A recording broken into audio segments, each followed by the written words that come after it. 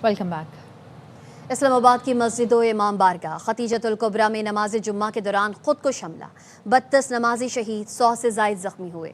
नवाही इलाके तरलाई में हमला आवर को गेट पर रोका गया तो उसने अंधाधुंध गोलियां बरसा दी। पुलिस ने बताया फायरिंग की जद में आकर गार्ड जख्मी हो गया।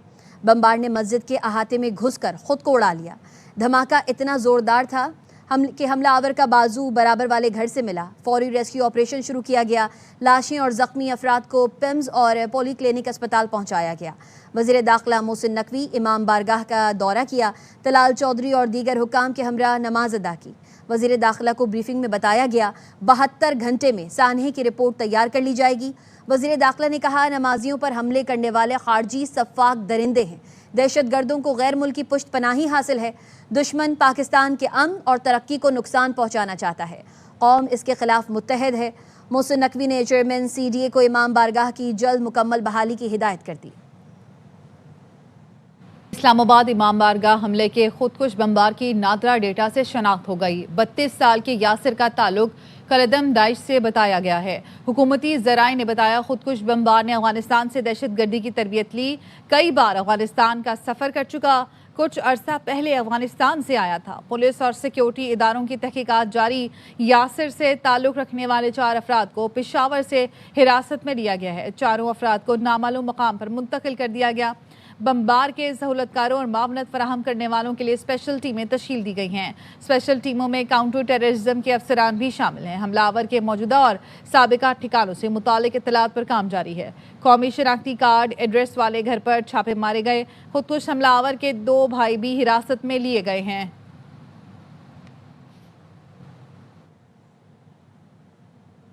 खबर देंगे आपको तरलाई की मस्जिद में खुदकुश हमला, कानून नाफिज करने वाले इदारों ने शवाहिद जमा कर लिए हैं। शवाहिद जमा करने के लिए नेशनल फोरेंसिक एजेंसी और नादरा की मदद भी ली गई है। जराये के मुताबिक खुदकुश बमबार ने पहले फायरिंग की, फिर मस्जिद के हॉल में जाकर खुद को धमाके से उड़ा लिया। मजीद तफसील बताएंगे जुल्करनैन हैदर। जी जुल्करनैन। जी बिल्कुल, कानून नाफिज करने वालों ने इदारों ने शवाहिद हासिल कर लिए हैं। नेशनल फोरेंसिक एजेंसी ने नादरा की मदद ली गई है और बताया ये गया है कि खुदकुश बमबार ने पहले दाखिल होने से पहले फायरिंग की। 2 जो फायर हैं वो उसने किए हैं और उसके बाद फिर मस्जिद के हाल में जाके खुद को उड़ाया है और अंदर भी 6 फायर जो हैं वो किए हैं। जो गोलियों के खौल हैं वो भी कब्जे में ले लिए गए हैं और हमलावर ने 4 से 6 किलो बारूदी मवाद इस्तेमाल किया है, जबकि बॉल बेरिंग की तादाद उसमें बहुत ज्यादा थी। जी जुल्करनैन हैदर अपडेट कर रहे थे, शुक्रिया। कराची के लांडी एक्सपोर्ट प्रोसेसिंग जोन की फैक्ट्री में खौफनाक आग भड़क उठी। फैक्ट्री की आग 3रे दर्जे की करार। स्नार्कल समेत फायर ब्रिगेड की 10 गाड़ियां आग बुझाने की कोशिश में मसरूफ हैं। फैक्ट्री में लगी आग ने बराबर वाले गोदाम को भी अपने लपेट में ले लिया है। मजीद जानते हैं अपने नुमाइंदे सलमान लोधी से। सलमान, इस वक्त क्या सूरत हाल है वहाँ पर? देखिए, लांडी एक्सपोर्ट प्रोसेसिंग जोन है। 8 साढ़े 8 बजे के करीब यहाँ पर एक प्लास्टिक का गोदाम है जिसमें आग लगी थी। गत्ता रखा हुआ होता है। इब्तिदाई तौर पर EPZ की फायर ब्रिगेड की गाड़ियाँ यहाँ पे आई और काबू पाने की कोशिश की गई। 2 के बाद 6 फायर टेंडर्स यहाँ पे बुलाए गए और आग इतनी ज़्यादा फैली कि उसने पूरी फैक्ट्री को अपनी लपेट में ले लिया। 9:30-10 बजे तक आग की शिद्दत इतनी ज़्यादा हो चुकी थी, जो 6 फायर ब्रिगेड की गाड़ियाँ यहाँ पे आई थी वो काबू नहीं पा सकी थी। तो उसके बराबर में एक जूते का गोदाम है, वो भी आग की नज़र हो गया और पूरा गोदाम आग की नज़र हो चुका है। जब 2 फैक्ट्रियां आग की नजर हुई तो इसको 3रे दर्जे की करार देकर शहर भर से फायर टेंडर्स को यहाँ पे तलब किया गया।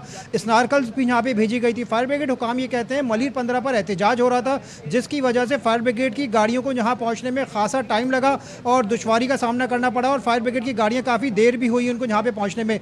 2 फैक्ट्रियाँ मुकम्मल तौर पर आग की नज़र हो चुकी हैं और फायर ब्रिगेड ये कहती है कि 3री फैक्ट्री को बचाने की कोशिशें की जा रही हैं। जो 3रा है वो भी प्लास्टिक का और कपड़ों का एक गोदाम बना हुआ है, जिसमें अब ये खदशा है कि उसको अपनी आग अपनी लपेट में ना ले रहे। 2 फैक्ट्रियां तो मुकम्मल तौर पर आग की नजर हो चुकी हैं। स्नार्कल की मदद से 3 अतराफ से यहाँ पर पानी डाला जा रहा है। तो आग की शिद्दत में इतना ज्यादा इजाफा अभी जिनमें आग पहुंची है, बताइएगा किसी किस्म के जानी नुकसान की इत्तला तो मौसूल नहीं हुई अभी तक? देखिए, ज़िले इंतज़ामिया और पुलिस हुकाम ये कहते हैं जैसी आग लगी थी तो फैक्ट्री में काम करने वाले तमाम मुलाजमीन को निकाल लिया गया था, कोई जानी नुकसान की इतला ये नहीं मिली है। 2 फैक्ट्रियां मुकम्मल तौर पर आग की नज़र हो चुकी हैं और तीसरी को बचाने की कोशिश की जा रही है। कहते हैं पुलिस हुकाम का ये कहना है कि करोड़ों रुपए मालियत का सामान जलकर खाकसर हो गया। जो पहली थी प्लास्टिक दाना और गत्ते की थी, दूसरी थी जूते के गोदाम बने हुए थे जिसमें ये आग की नज़र हुआ है। इस वक्त यहाँ पे फायर ब्रिगेड की 2 स्नार्कल्स और 10 से ज़्यादा फायर टेंडर्स हैं, यहाँ पर काबू पाने की कोशिशें कर रहे हैं। तीसरे दर्जे की करार देकर यहाँ पे काम किया जा रहा है। सबसे अहम बात यह है कि जो सबसे पहली फैक्ट्री में आग लगी थी उसमें दरारें पड़ चुकी हैं, अब लोगों को वहाँ से दूर कर लिया जाए। फायर ब्रिगेड कहती है बहुत एहतियात से रेस्क्यू ऑपरेशन किया जा रहा है क्योंकि दीवारें खस्ता हाल हो चुकी हैं और कभी भी गिर भी सकती हैं। ठीक है, बहुत शुक्रिया आपका सलमान अपडेट करने के लिए। इस्लामाबाद में हमला करने वाला खुदकुश बमबार नौशहरा में रहता था। 1.5-2 साल पहले अफगानिस्तान गया था, गुज़श्ता साल वापस आया। वज़ीर दिफा ख्वाजा आसिफ की प्रोग्राम सवाल यह है में गुफ्तगू बताया दहशतगर्द हमले की तहकीकात में नतीजे में बहुत करीब पहुँच चुके हैं। फ़िलहाल खुदकुश हमलावर अकेला था, मजहबी जज्बात को बढ़ाकर उसको खुदकुश हमलावर बनाया गया। 1.5-2 साल कबल जो है गया था अफगानिस्तान और फिर अफगानिस्तान से वापस आ गया और ये आके डिफरेंट जगहों पे रहता रहा है। अब तक जो था ये नौशहरे में था, इसके रिश्तेदार वगैरह वो पेशावर में मौजूद हैं, वो भी ट्रैक हो चुके हुए हैं। ये हम बिल्कुल इसके करीब पहुंच चुके हुए हैं। एक्सट्रीम व्यूज हैं, सेल्फी व्यूज हैं, ये उनको में इसका बिलीव है, लेकिन उसको एक्सप्लॉइट किया गया है, उससे इसको ये कन्वर्ट किया गया है सुसाइड बॉम्ब। फिलहाल तो ये अकेला था, लेट्स सी इन्वेस्टिगेशन स्टार्ट हो गई हुई है। इस्लामाबाद की इमाम बारगाह पर हमला इंतहाई अफसोसनाक है। वफाकी वज़ीर सेहत मुस्तफ़ा कमाल कहते हैं जख्मियों की जल्द मुकम्मल सेहतयाबी के लिए दुआ गो हैं। पिम्स अस्पताल और पोली क्लिनिक में हाई अलर्ट कर दिया गया। अस्पताल लाई गई 32 मैयतें लवाहिकीन के हवाले कर दी गईं। 121 जख्मी जेर इलाज हैं। 25 जख्मियों की हालत तशवीशनाक है। वो लवाहिकीन को दे दिया गया। तमाम लवाहिकीन से मैं दिली ताज़ियत करता हूँ जो अपने प्यारों से बिछड़ गए, उनके दर्जात की बुलंदी की दुआ करता हूँ। हमारे पास यहाँ पर इस वक्त 121 ज़ख्मी हैं, अराउंड 25 जो हैं वो क्रिटिकल हैं। स्टाफ मौजूद है, सर्जन्स मौजूद हैं, दवाएं मौजूद हैं। 60 खून की बोतलें हम अभी तक इशू कर चुके हैं और हमारे पास ब्लड की कोई कमी नहीं है। इस्लामाबाद में धमाका, मरीम नवाज ने बसंत मसरूफियात मनसूख कर दी। वज़ीर आला पंजाब लिबर्टी स्क्वायर पर बसंत मेगा शो भी मनसूख करने का ऐलान किया। मरीम नवाज ने कहा कि कौम खवारिज और उनके सहूलतकारों के खिलाफ मुत्तहिद हो, दहशत गर्दों पर कोई रहम नहीं होगा। मुसल्लह अफवाज के शाना बशाना खड़े हैं। पाकिस्तान के दिफा पर कोई समझौता नहीं होगा। पाकिस्तान जिंदाबाद। सिंध हुकूमत ने कल्चरल नाइट म्यूजिक प्रोग्राम मनसूख कर दिया। सिंध सूबाई वजीर शर्जिल इनाम मेमन कहते हैं फैसला इस्लामाबाद धमाके में शोहदा अफराद के लवाहिकीन से इजहार यकजहती के लिए किया गया। दौलत मुश्तरका पार्लिमानी एसोसिएशन के एजाज़ में शाया सादगी से होगा। सिंध हुकूमत और अवाम इस्लामाबाद धमाके के सोगवार ख़ानदानों के दुख में बराबर के शरीक हैं। ईरान और अमेरिका का मुज़ाकरात जारी रखने पर इत्तेफाक। मस्कत में हालिया मुज़ाकरात का पहला दौर मुकम्मल। ईरानी वज़ीर ख़ारजा अब्बास इराक़ची कहते हैं अमेरिका से बातचीत अच्छी रही, ये मुज़ाकरात का मस्बत आगाज़ था। अमेरिका के साथ बेएतमादी की दीवार को अबूर करना होगा। आज के मुज़ाकरात सिर्फ और सिर्फ जौहरी मसले पर मरकूज थे। बातचीत के दौरान धमकियों की ज़ुबान से बचने की ज़रूरत पर जोर दिया। ईरानी वज़ारत ख़ारजा का कहना है कि मुशावरत से मुज़ाकरात के अगले दौर की तारीख तय करने पर इत्तेफाक किया गया। ओमानी वज़ीर ख़ारजा ने बताया ईरान और अमेरिका के दरमियान आज मस्कत में इंतहाई संजीदा मुज़ाकरात हुए। आज की मुलाकातों के नताइज का बगौर मुतालिया किया जाएगा। इसके बाद मुनासिब मुकर्ररा वक्त पर अगला दौर होगा। मीडिया रिपोर्ट्स के मुताबिक अमेरिका बैलिस्टिक मिसाइल और ईरान की हिमायत याफ्ता तंजीमों पर भी बात करना चाहता है, लेकिन ईरान मुज़ाकरात सिर्फ जौहरी प्रोग्राम तक महदूद करने पर बज़िद है। میتونم بگم که شروع خوبی بود ولی ادامه اون منوط به این هست که ما در به اصطلاح پایتخت‌ها مشورت‌هایی رو انجام بدیم و در مورد چگونگی ادامه تصمیم بگیریم. این بی‌اعتمادی بسیار بزرگی که در این مدت به وجود آمده و اضافه شده به بی‌اعتمادی‌های قبلی و ما اول باید بر این فضای بی‌اعتمادی غالب بشیم. امروز در این زمینه یه مقداری بحث‌های خوبی انجام شد و دیدگاه‌های دو طرف شنیده شد و قرار شد که ادامه پیدا بکنه. अमेरिका ने ईरान पर नई पाबंदियां आयद कर दी। अमेरिकी महकमा खारजा के नायब तर्जुमान का कहना है नई पाबंदियां ईरानी तेल और मसनूआत की गैर कानूनी तिजारत में मुलव्वस अनासिर के खिलाफ आयद की गई हैं। मजीद जानते हैं ARY न्यूज़ के bureau chief Washington Jahanzeb Ali से। जी जहांजेब। जी देखिए, बिल्कुल आपने दुरुस्त कहा कि आज मुज़ाकरात हुए, लेकिन इन मुज़ाकरात के फ़ौरन बाद अमेरिका ने ईरान के ऊपर नई पाबंदियां जो हैं वो आयद कर दी। जैसा कि आपने कहा कि अमेरिका जो है ईरान के साथ जो मुज़ाकरात कर रहा है उसका दायरा बैलिस्टिक मिसाइल प्रोग्राम, इलाकाई कार्रवाइयों और इंसानी हकूक तक जो है उस पर बातचीत करना चाहता है। और सबसे अहम बात आज मुज़ाकरात की ये भी थी कि इसमें सदर ट्रंप की नुमाइंदगी स्टीव विटकॉफ और सदर ट्रंप के दामाद जेरेड कुशनर कर रहे थे, जबकि पहली मरतबा अमरीकी सेंट्रल कमांड के सरबराह एडमिरल ब्रैड कूपर ने भी जो है इन मुज़ाकरात में हिस्सा लिया, जिसको एक अहम पेशरफ के तौर पर देखा जा रहा है। अगले दौर की तारीख और मुकाम का अभी तक ऐलान नहीं हुआ, लेकिन इन मुज़ाकरात के फ़ौरन बाद अमेरिका ने जो है ईरान पर नई पाबंदियों का ऐलान कर दिया।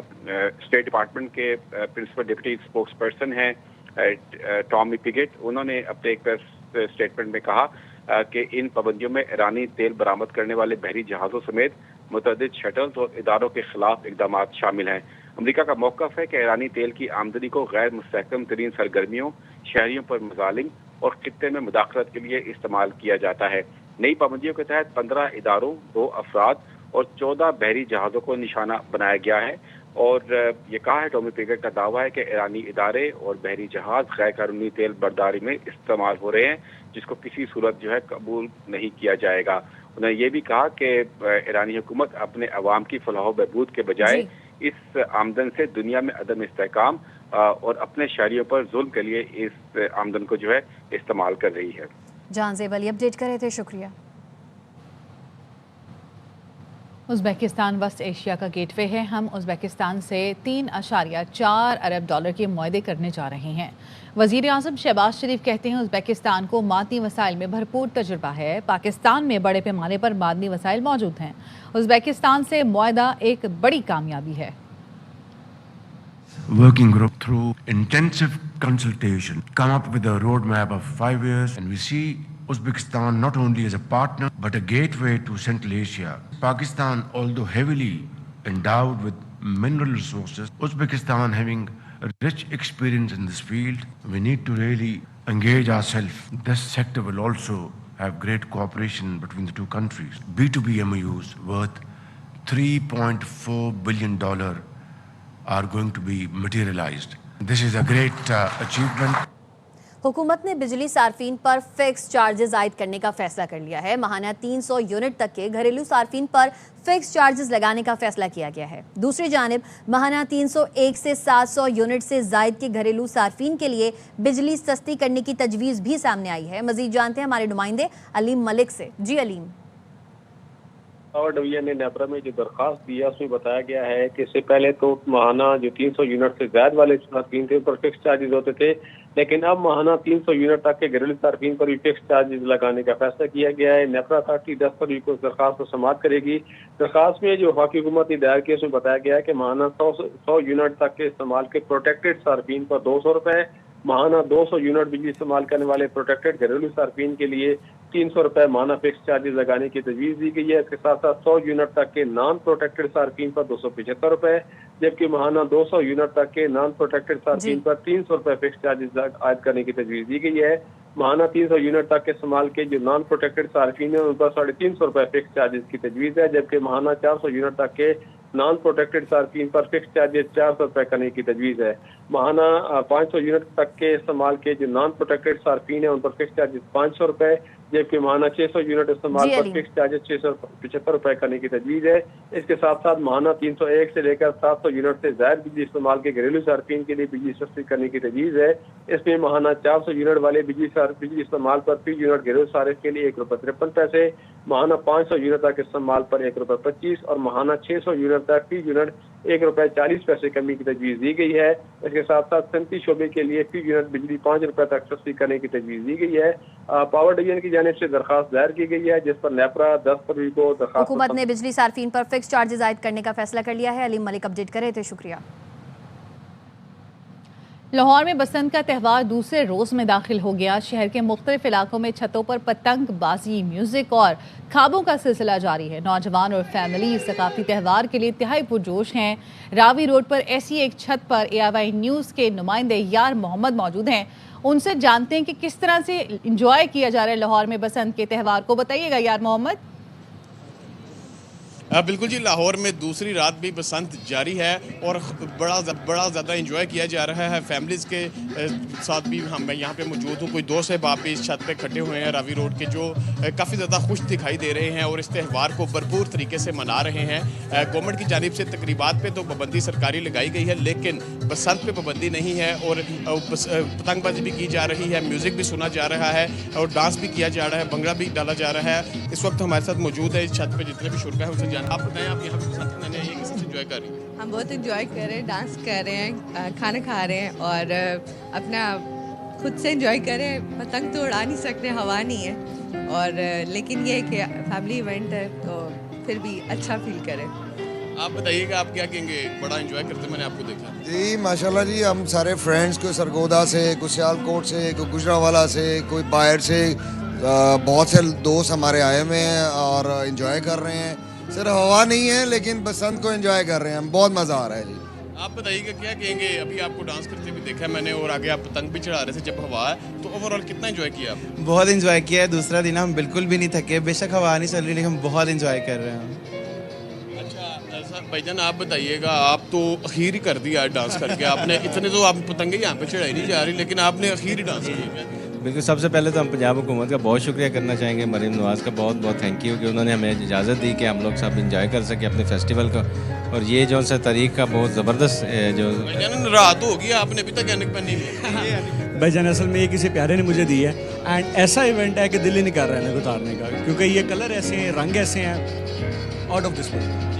जी भाईजान, हम तो बड़ा एक अरसे बाद कह लें कि एक एनर्जी आई है और हम सबसे पहले पंजाब गवर्नमेंट के शुक्रगुजार है, स्पेशली जो है मरीम नवाज़ साहबा के उन्होंने हमें गेट टुगेदर किया, ठीक है। और सबसे ज़्यादा प्यार करने वाले ख्वाजा साहब, ख्वाजा साहब इधर आइएगा, ख्वाजा साहब ने हमें यहाँ पे दोस्त बड़ा ज़्यादा शुक्र मेरे लगा रहे हैं। मेरे कैमरामैन आपको दिखाएंगे कि यहाँ पे मर्द हज़रात भी मौजूद हैं, ख़वातीन भी मौजूद है बड़ी तादाद में। तो ओवरऑल पतंगबाजी भी की जाती है जैसे हवा चलती है, बाकी जो म्यूज़िक है उसका तड़का भी लगाया जा रहा है और तीनों रोज़ इसी तरह शहरी बसंत मनाते दिखाई दे रहे हैं और आगे भी ये मनाते रहेंगे इतवार की शाम तक। तो ओवरऑल बड़ी अच्छी गैदरिंग है मुख्तलिफ छतों पर लाहौर में। जी ठीक है, बहुत शुक्रिया आपका यार मोहम्मद अपडेट करने के लिए। और के मुख्तलिफ इलाकों में बसंत मनाते शहरी पीले दुपट्टों के साथ भंगड़े डाल रहे हैं। हमारे नुमाइंदे अहमद खोकर राजगढ़ की उसी छत पर मौजूद हैं जहां से पहला गुड्डा उड़ाकर बसंत मेले का आगाज किया गया था। अहमद से मजीद जानते हैं। अहमद बताइएगा, लाहौरी पीले दुपट्टे पहनकर भंगड़े डाल रहे हैं, कैसा माहौल है आज दूसरे रोज? के दूसरे रोज का जो है वो आगाज हो चुका है। आपको लग रहा होगा कि मैं शायद अकेला छत पर खड़ा हूँ, इतना सन्नाटा क्यों है? ऐसा बिल्कुल भी नहीं है। बसंत के दूसरे रोज का आगाज हुआ है कुछ ऐसे। ये दुपट्टे जो है इन्होंने पहले में पीले रंग के दुपट्टे, बसंत का रंग है पीला रंग, और खूब जो है वो भंगड़े डाले जा रहे हैं, खूब इंजॉय किया जा रहा है। बच्चे जो है वो भी पुरजोश है, भंगड़ों से जो है इंजॉय किया जा रहा है। बसंत के दूसरे रोज का आगाज जो है वो खूब जो है जोशीले अंदाज में जो है वो किया गया है। बच्चे क्या, बड़े क्या, और हमारे साथ यहाँ पर बुजुर्ग भी मौजूद हैं जो कि पहले भी बसंतें मनाते रहे हैं। तो कैसा रहा? बड़ा फर्स्ट क्लास रहा। अभी कुछ यादें ताज़ा हुई हैं? बेशुमार यादें जुड़ी हैं जी। हमारे जो बुजुर्ग हैं उनकी भी, आप क्या कहेंगे? क्या कहेंगे? Thank you Punjab government, we love you Punjab government. बिल्कुल जी, खूब एंजॉय किया जा रहा है और ये भंगड़ों का सिलसिला, पेचों का सिलसिला, पतंगबाजी का सिलसिला, गुड्डे उड़ाने का सिलसिला ये चल रहा है। मैंने 30 काटे हैं, 30 गुड्डे इसको नहीं छेड़ना। क्या बात है जी, एक गुड्डे से 30 गुड्डे काटने का रिकॉर्ड जो है वो कायम कर लिया है। राजगढ़ का ये इलाका है, खूब गला गुला किया जा रहा है। तो लाहौर में बसंत मेला जारी है। रिवायती त्यौहार मनाने के लिए बरतानिया और पेरिस से भी पाकिस्तानी निजात बिजनेसमैन लाहौर पहुंचे हैं। हमारे नुमाइंदे मजहर इकबाल उनके साथ मौजूद हैं, उनसे मजीद जान लेते हैं। बताइएगा मजहर। पाकिस्तान में न सिर्फ मुल्की जो लोग जो है वो बसंत मना रहे हैं, बल्कि बाहर से जो पाकिस्तानी लंदन, पेरिस में इस वक्त मुकीम है, वो भी यहाँ बसंत मनाने आए हुए हैं। जी, मैं लंदन से आया हूँ। Basically I am from Lahore, और लाहौर की ये जो एक त्यौहार था, एक अरसे के बाद हमारी जो वज़ीर आला मरीम नवाज़, उन्होंने बहुत अच्छा ये इंतज़ाम किया, और हम स्पेशली ये सब दोस्त वहाँ से लंदन से यहाँ पे आए हैं, और इसमें सबसे बड़ी बात ये है कि सेफ़ है। आप कहाँ से आए हैं जी? जी, मैं स्पेशली लंदन से आया हूँ। मेरा सिर्फ आने का मकसद यही था कि मैं देखूँ कि पाकिस्तान में जो बसंत इंट्रोड्यूस करवाई जा रही है ये कैसी है। बहुत अच्छा लगा यहाँ आके, हमें पता चला कि लोग लाहौर वाले बहुत ज़ौक़ और शौक़ वाले हैं। आप? जी, मैं पेरिस से आया हूँ और मेरा फर्स्ट एक्सपीरियंस है बसंत का, और मेरे सैकड़ों दोस्त जो है वो इस वक्त देख रहे हैं, वो बड़ा मिस कर रहे हैं कि हम क्यों नहीं आए। देखिए, ये फ्रांस से और बरतानिया से यहाँ पर जो पाकिस्तानी वहाँ गए हुए हैं रोज़गार के सिलसिले में, वो भी बसंत के सिलसिले में स्पेशल यहाँ आकर इस बसंत से लुत्फ़अंदोज़ हो रहे हैं, और पंजाब हुकूमत के इक़दाम को सराहा जा रहा है। लाहौर में बसंत के रंग छाए हुए हैं। अब भी शहरियों की बड़ी तादाद बुची गेट पर पतंगों और डोर की खरीदारी में मसरूफ़ है। इस हवाले से मजीद जानेंगे हमारे नुमाइंदे मोहम्मद काशिफ से। काशिफ, दूसरा रोज़ है लेकिन तैयारी और ख़रीदारी दोनों इस वक्त जारी हैं, क्या माहौल है?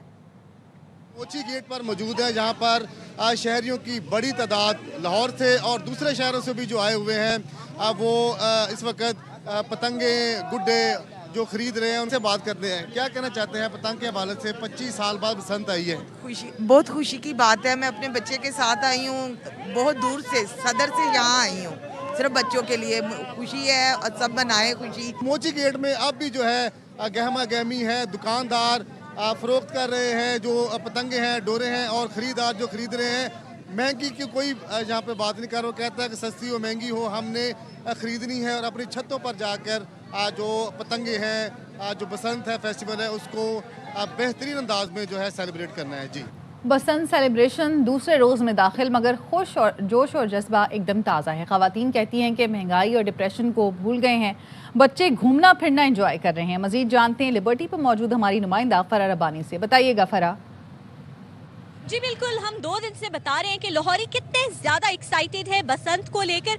आज जो बाकायदा बसंत का दूसरा दिन शुरू हो गया, और हमारे साथ बच्चे भी मौजूद हैं, बड़े भी मौजूद हैं। पहले बात करते हैं बड़ों से, यानी कि मदर से। अच्छा मैम, मुझे ये बताएं कि कितना एंजॉय कर रहे हैं बच्चे? बहुत ज़्यादा एक्साइटेड है, ख़वातीन कितने एक्साइटेड है? हम लोग ओकाड़ा से आए हैं और बहुत ज़्यादा इंजॉय कर रहे हैं, बहुत मज़ा आ रहा है, और यहाँ के लोग बहुत अच्छे हैं, बहुत डांस कर रहे हैं, बहुत हल्ला गुल्ला कर रहे हैं, और देख कर बहुत मजा आ रहा है। अच्छा, बच्चे भी हमारे साथ मौजूद है। अच्छा मुझे ये बताओ कि आज दूसरा दिन हो गया है, अभी भी बसंत की तैयारियां चल रही हैं और बसंत को एंजॉय कर रहे हो? हम तीनों दिन खाना भी खाएंगे, पतंग भी उड़ाएंगे, बहुत इंजॉय करेंगे। भाई बच्चों के तो पूरे पूरे इरादे हैं, खाना भी खाएंगे, पतंग भी उड़ाएंगे, घूमेंगे, मस्ती करेंगे। हम इस्लामाबाद से आके हम भी बहुत ज़्यादा इंजॉय करें, और जो लाहौरी है वो तो बहुत फन है भाई। कहीं भी ढोल बजता है नाचना शुरू कर देते हैं, कहीं गाने बजते हैं नाचना शुरू कर देते हैं, इंजॉय करना शुरू कर देते हैं। तो लाहौर का ये कल्चर, साथ में बसंत का ये फेस्टिवल बहुत यादगार और मज़ेदार होने वाला है, और दूसरे दिन भी बसंत का सिलसिला इसी तरह जारी और सारी रहेगा।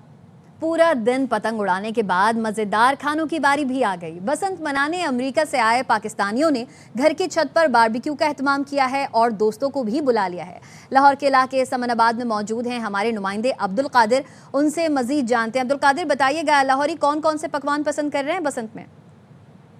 इस वक्त मैं लाहौर के इलाके समनाबाद में मौजूद हूँ। पूरा दिन पतंगे उड़ाने के बाद अब वक्त है थोड़ी पेट पूजा का। तो रात के इस पहर जो बॉयज़ हैं उन्होंने छत पे कुछ बारबेक्यू का, कुछ कुकिंग का एहतमाम किया है। ओवरसीज़ पाकिस्तानी यहाँ पे हमने देखे हैं, कुछ अमेरिका से आए, कुछ यूके से आए, तो सारे लोग यहाँ पर अपने इवेंट को सेलिब्रेट कर रहे हैं। कैसे एंजॉय कर रहे हैं आप? सब बच्चे बड़े, ये एक ऐसा इवेंट है जिसमें छोटे बच्चे भी होते हैं, बड़े भी होते हैं, बूढ़े भी होते हैं, और औरतें भी होती हैं। तो सारी फैमिली इकट्ठी हो जाती है, बल्कि बाहर से हम लोगों को बुलाते भी हैं। आप बताइए कैसा लग रहा है? I think this is the revival of Basant, and I salute Maryam Nawaz Sharif कि ये उन्होंने जो बच्चे 25 इयर्स तक बसंत में जिन्होंने नहीं देखा, आज वो जो ये शाहकार देख रहे हैं, तो they are surprised to see that. Iman specially USA से आए all the way from Dallas. Iman, कैसा लग रहा है आपको? आपने बेसिकली सारे अरेंजमेंट्स किए हैं। अल्लाह का शुक्र है, सारे आए हुए हैं, दोस्त यार, मामू, फैमिलीज, और बड़ा अच्छा लग रहा है। कल्चरल थिंग है और लोग छतों पर चढ़े हुए हैं और हम चाहते हैं कि ये इवेंट ऐसा ही होता रहे, सेफ्टी से और आसानी से, ताकि लोग इकट्ठे रहें, गैदरिंग करते रहें और इंजॉय करते रहें। ऑलराइट जी, तो ईमान ने अपने घर में इतनी पतंगें लगा रखी हैं, बाज़ारों में मिलना मुश्किल है लेकिन दीवारों पे आपको आसानी से मिल सकती हैं। तो ये यहाँ का ओवरऑल व्यू है। सब लोग अब खाने की तरफ जाएंगे, हम लोग भी जाएंगे। क्रिकेट की आलमी जंग का बिगुल बच गया। T20 वर्ल्ड कप का इफ्तिताही मैच आज पाकिस्तान और नीदरलैंड्स के दरमियान कोलंबो में खेला जाएगा।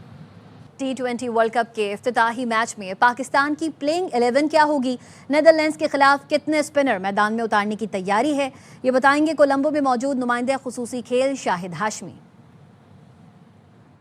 मैंने तो अपने 11 लिख लिए हैं, लेकिन बड़ा मुश्किल है बताना, इसलिए कि सुबह में तो बारिश नहीं है, दोपहर के करीब करीब बारिश है। अगर सुबह भी बारिश हो गई तो फिर 11 चेंज हो जाएंगे।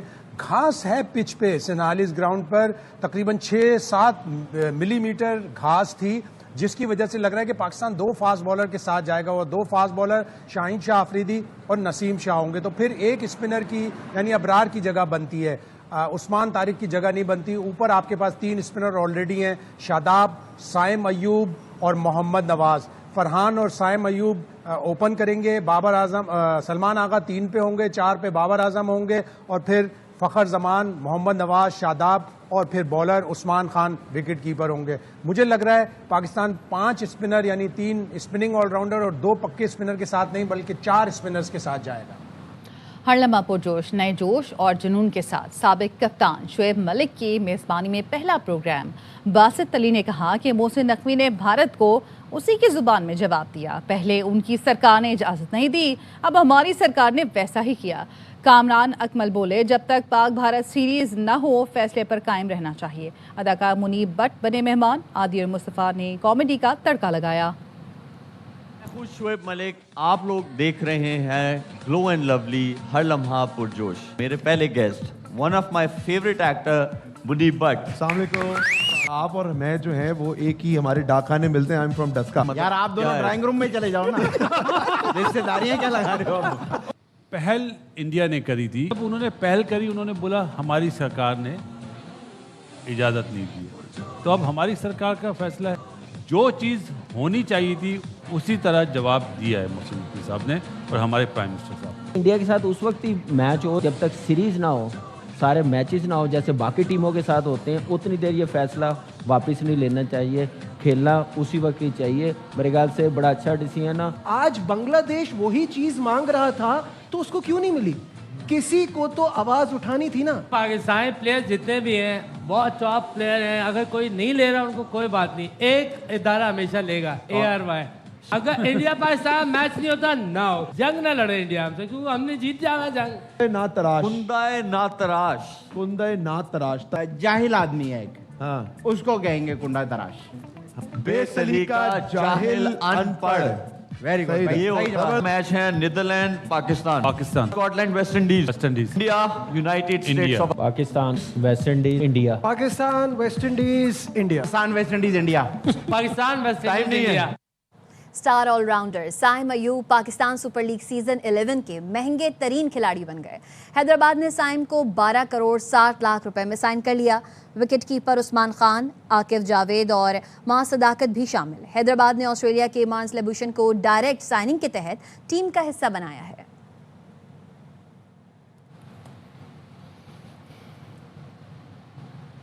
पीपल्स पार्टी ने जनूबी पंजाब सूबा बनाने का मुतालबा कर दिया। पीपल्स पार्टी के रहनुमा मुमताज़ अली चांग कहते हैं, सूबा जनूबी पंजाब हमारा हक है, जिद्दोजहद से एक कदम पीछे नहीं हटेंगे। अपने वसाइल और जायज़ हुकूक हासिल किए बगैर चैन से नहीं बैठेंगे। हमारी बका, पहचान और बच्चों का मुस्तकबिल सूबा जनूबी पंजाब से जुड़ा है। सूबा जनूबी पंजाब के क़याम तक जिद्दोजहद पूरी क़ुव्वत से जारी रहेगी। जनूबी पंजाब के अवाम के हुकूक की जंग आखिरी हद तक लड़ेंगे। कराची में 3 रोज़ा कराची लिटरेचर फेस्टिवल का आगाज़। अदब, सकाफ़त और असरी मौज़ूआत पर दर्जनों सेशंस मुनक्किद किए जा रहे हैं। इफ्तिताही तकरीब में सानिया इस्लामाबाद के शहदा के लिए 2 मिनट की खामोशी इख्तियार की गई। चांद नवाब की रिपोर्ट। कराची के मकामी होटल में 17वें कराची लिटरेचर फेस्टिवल का आगाज हो गया। फेस्टिवल में अदब, शायर, दानिश्वर, असातिज़ा, तलबा और मुख्तलिफ शोबों से ताल्लुक़ रखने वाले अफराद की बड़ी तादाद शरीक हुई। वज़ीर आला सिंध सैयद मुराद अली शाह ने फेस्टिवल का बाकायदा इफ्तिताह किया। Literature serves as a stabilizing and a humanizing force. It preserves memory, nurtures empathy, and enables reflection. Festival में मुल्की और गैर मुल्की मंदोबीन ने शिरकत की, जबकि तारीख, सियासत, मईशत, मौसमी तब्दीली और मसनूई ज़ानत जैसे अहम मौज़ूआत पर मुख्तलिफ सेशन मुनक्किद किए गए। ये सकाफ़त और किताबों और लर्निंग के हवाले से बहुत तरजीह देते हैं इन फेस्टिवल्स को। To be meeting so many interesting people and learning about Pakistan, Pakistani culture. बहुत बेहतरीन लिटरेचर फेस्टिवल है और ऐसे प्रोग्राम्स होते रहने चाहिए। हमारी जो मुल्क के जो ब्रेन्स हैं, जूल्स हैं, उनका कि उन्होंने इतनी पुरजोश होके ये शिरकत कर रहे हैं एंड इंशाल्लाह इस दफ़ा भी बहुत सक्सेसफुल होगा। तकरीब में गैर मुल्की सफारतकारों ने भी शिरकत की और दहशतगर्दी की मज़म्मत करते हुए अदब और सकाफत के फ़रोग़ पर जोर दिया। कैमरामैन नदीर खान के साथ चांद नवाब, ARY न्यूज़, कराची। अब तक के लिए इतना ही। मज़ीद खबरों और अपडेट्स के लिए देखते रहिए ARY न्यूज़।